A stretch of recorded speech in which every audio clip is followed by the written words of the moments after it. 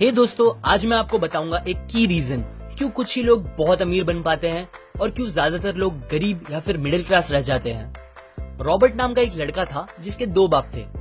अब आप कुछ गलत मत समझिए, पहला उसका खुद का था पर दूसरा उसके दोस्त का बाप था जिसे वो अपना मुंह बोला बाप मानता था। पहले वाले ने पीएचडी की थी पर दूसरे ने कभी 8th भी पास नहीं की थी। दोनों बहुत ही स्मार्ट और हार्डवर्किंग थे पर दोनों की सोच बहुत ही अलग थी और दोनों रॉबर्ट को अलग अलग बातें सिखाते थे। पहला बाप बोलता था कि पैसा सारे फसाद की जड़ है, पर दूसरा बोलता था कि पैसा ना होना सारे फसाद की जड़ है। पहला रॉबर्ट को हमेशा महंगी चीजों के बारे में सोचने से मना करता था और कहता था कि वो हमारी हैसियत के बाहर है। दूसरा उसे कहता था कि वो सोचे और अलग अलग रास्ते ढूंढे जिससे वो सारी महंगी चीजें खरीद सके। ये करने से उसका दिमाग तेज होगा और नए आइडियाज भी मिलेंगे। पहला उसे कहता खूब मेहनत कर, अच्छे से पढ़ लिख ताकि तुझे बड़ी कंपनी में नौकरी लगे और तू बड़ा इंसान बन पाए। दूसरा कहता था तू खूब पढ़ मेहनत कर पर खुद की कंपनी खोल ताकि तू खूब सारी नौकरियां लोगों को दे पाए। रॉबर्ट के पास एक एडवांटेज था, उसने अपने दोनों बापों को अपनी अलग अलग सोच के साथ बढ़ते और उनकी तरक्की देखी।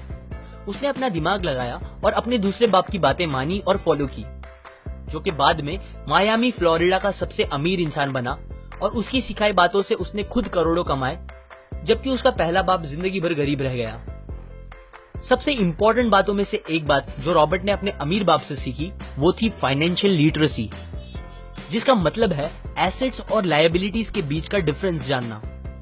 अब आप गौर से सुनिए, ये नॉर्मल कॉमर्स में सिखाए गए मीनिंग से थोड़ा अलग है। रॉबर्ट ने काफी इजी शब्दों में उसका मीनिंग बताया है, जो कि कुछ ऐसा है।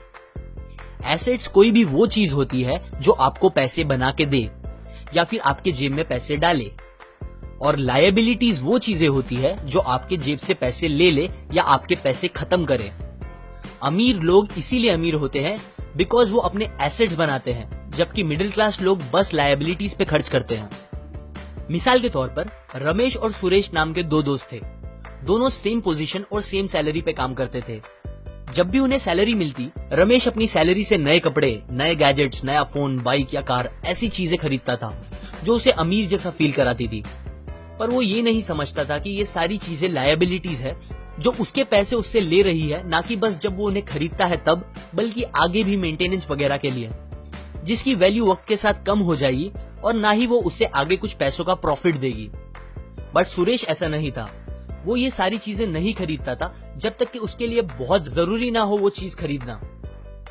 वो पैसे जमा करता था और एसेट्स पे खर्च करता था, जैसे कि स्टॉक्स, बॉन्ड्स, रियल एस्टेट, अपनी खुद की स्किल्स बढ़ाने के लिए या कुछ सीखने के लिए जो उसे आगे और पैसे बना के दे। 2 साल बाद सुरेश करोड़पति बन गया, जबकि रमेश वैसे का वैसा अपनी कम सैलरी को कोसता रह गया और कहता था कम सैलरी उसके मिडिल क्लास होने का रीजन है। एक गरीब इंसान का कैश फ्लो कुछ इस तरह होता है, उसे पैसे मिलते हैं और फिर वो पैसे उसकी जरूरी खर्चों में खत्म हो जाते हैं। एक मिडिल क्लास का कैश फ्लो थोड़ा सा अलग होता है, उसे पैसे मिलते हैं, वो पैसे जरूरी खर्चों और लायबिलिटीज में खत्म कर देता है। इसीलिए मिडिल क्लास और गरीब में ज्यादा फर्क नहीं है। मोस्टली मिडिल क्लास लोगों को लगता है उनका घर उनका एसेट है, पर ऐसा नहीं है। आपका घर आपको पैसे बना के नहीं देता अनलेस आप उसको भाड़े पे दो, जबकि अमीर लोगों का कैश फ्लो ऐसा होता है। उन्हें पैसे मिलते हैं, वो उस पैसों से अपने एसेट्स बनाते हैं पहले और फिर उससे बने पैसों से खर्चा करते हैं। इसीलिए वो अमीर होते जाते हैं क्योंकि उनके इनकम के सोर्स बढ़ते जाते हैं।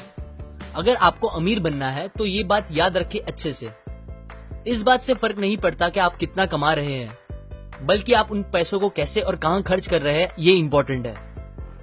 आपको कंज्यूमर की सोच से बाहर आकर इन्वेस्टर की सोच अपनानी पड़ेगी।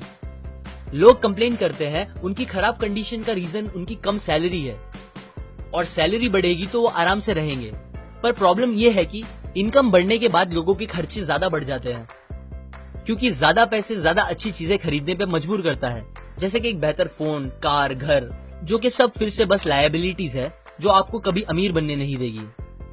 ये बातें मैंने रॉबर्ट कियोसाकी की book rich dad poor dad से पढ़ी है, जो वो पहली बुक थी जिसने मेरी सोच चेंज की और बेहतर बनाई।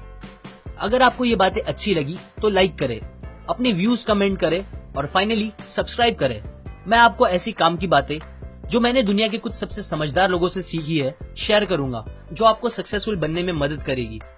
और आखिर में थैंक्स फॉर वॉचिंग।